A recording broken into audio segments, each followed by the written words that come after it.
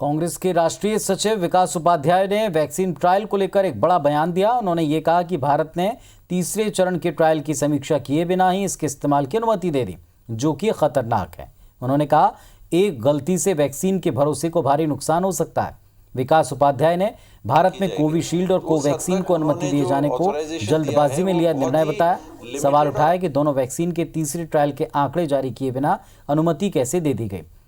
उम्मीद किसी को नहीं थी। विकास उपाध्याय ने आरोप लगाया कि मोदी सरकार राष्ट्रवाद के नाम पर देश को खतरे में डाल रही है। स्वास्थ्य मंत्री टी.एस. सिंहदेव ने भी विकास उपाध्याय के बयान को सही बताते हुए कहा कि कोवैक्सीन के तीसरे चरण के ट्रायल से पहले इसके उपयोग की अनुमति नहीं दी जानी चाहिए थी, क्योंकि तीसरे ट्रायल के बाद ही इसकी पूरी रिपोर्ट सामने आ पाएगी।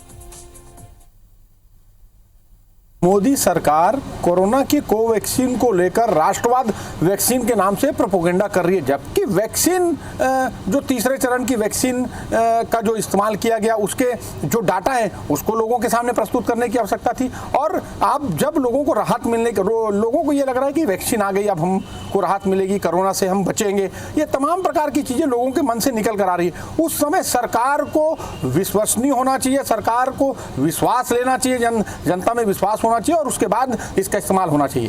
तो फेज 3 ट्रायल कंप्लीट होगा तब तो उसकी जानकारी पूरी जमा की जाएगी। तो उस हद तक उन्होंने जो ऑथराइजेशन दिया है वो बहुत ही लिमिटेड और आपात स्थिति का ही दिया है। रुक के करते तो ही बेहतर था, क्योंकि फेज 3 का ट्रायल पूरा होने देना चाहिए था। तो उस हद तक जो विकास ने अगर बात उठाई है तो सही बात। वैक्सीनेशन को लेकर के कांग्रेस को चिंता करने की आवश्यकता नहीं है।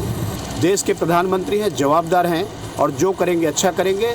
पूरे देश की चिंता है तो छत्तीसगढ़ की जनता की चिंता भी नरेंद्र मोदी जी को है।